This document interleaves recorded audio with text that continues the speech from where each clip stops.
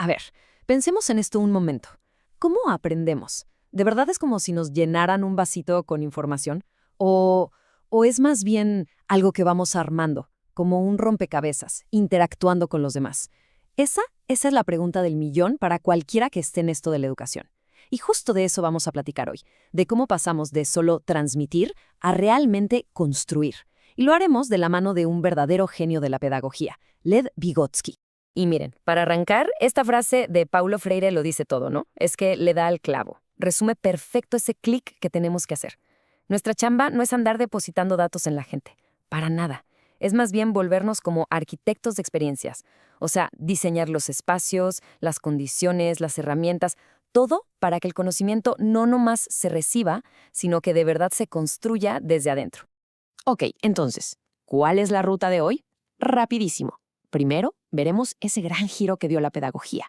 Luego, nos metemos al debate del constructivismo. Después, las ideas clave de Vygotsky. Vamos a repensar el rol del docente y, al final, lo más importante, cómo nos llevamos todo esto a la práctica, al aula. Venga pues, entremos en materia. Por muchísimo tiempo, pero de verdad siglos, el sol del universo educativo era el maestro, ¿no? El que enseñaba.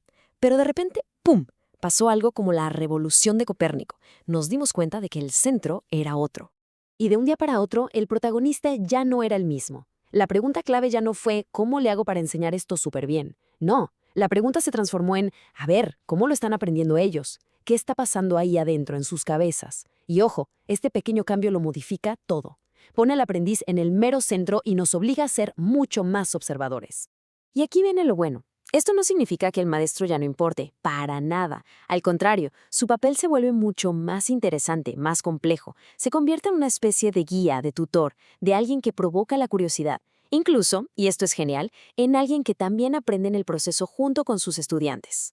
Bueno, todo este cambio de chip nos lleva directito a una idea que hoy es la reina en la educación, el constructivismo. Pero cuidado, porque no hay una sola forma de entenderlo. Hay sus debates. La idea central del constructivismo, en pocas palabras, es que no somos como esponjas que nomás absorben información.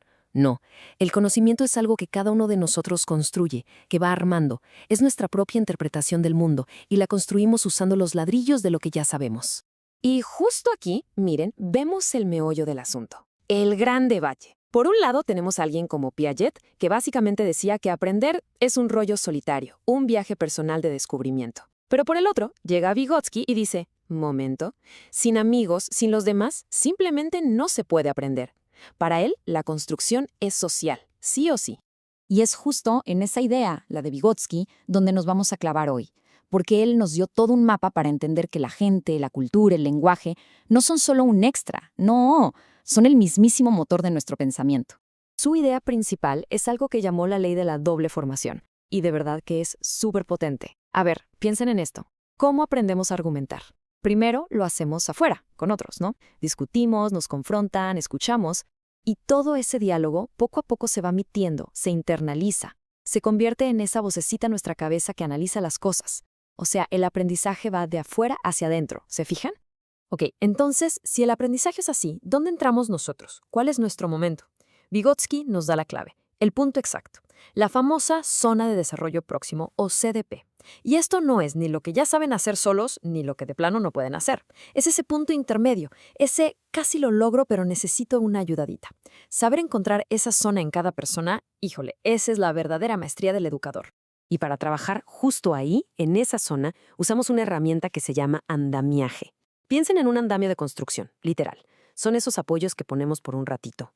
Una buena pregunta, un ejemplo, una pista, algo que le ayude a la persona a cruzar ese puente. Ojo, no es hacerles la tarea, es darles el empujoncito para que ellos mismos puedan. Y una vez que pueden, ¡listo!, quitamos el andamio. Justo como lo vemos aquí. Estos andamios son como construir puentes cognitivos. De eso se trata todo nuestro trabajo. De tender un puente entre lo que la persona ya sabe y lo nuevo que queremos que aprenda. Así, lo que construye es fuerte, tiene sentido y no se le olvida. Entonces, si ya tenemos estas ideas tan potentes, la ZDP, el andamiaje, pues el rol del maestro de antes, el que nomás hablaba y hablaba, ya no nos sirve. Se queda corto. Necesitamos, digamos, un nuevo plan de juego. Y aquí está el cambio más grande. El docente deja de ser un simple transmisor para convertirse en un observador-interventor. Fíjense en los verbos: observar, para entender qué pasa, e intervenir, pero solo cuando es necesario y de forma estratégica.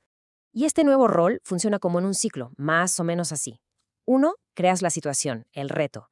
2. Pones sobre la mesa actividades distintas con diferentes ayudas. 3. Mientras trabajan, vas guiando, mediando. Y 4. Que es la cereza del pastel. Provocas que piensen sobre lo que hicieron, qué aprendieron, cómo lo hicieron. Ok, mucha teoría, muy interesante. Pero ahora vamos a lo bueno, a lo que importa en el día a día. ¿Cómo se ve esto en la vida real? ¿Cómo es un aula, una sesión o un taller que sigue estas ideas de Vygotsky? Pues miren, se basa en estos pilares. Primero, el aprendizaje es social, en equipo. Un salón vygotskiano a menudo es ruidoso, y eso es bueno, porque significa que hay diálogo. Segundo, lo que se hace tiene que tener sentido, ser real.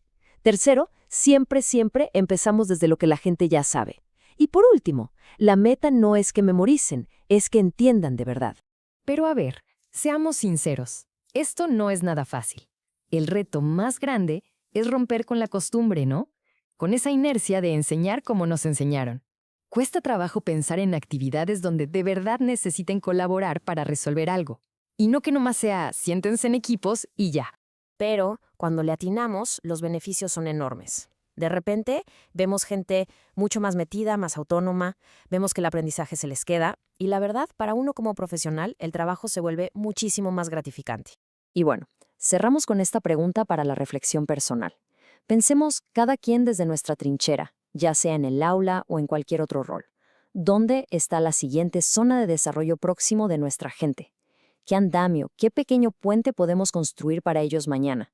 Porque al final, aplicar estas ideas no es solo usar una teoría, es de verdad la llave para transformar lo que hacemos y pasar de solo dar clases a la increíble tarea de ayudar a otros a construir su propio conocimiento.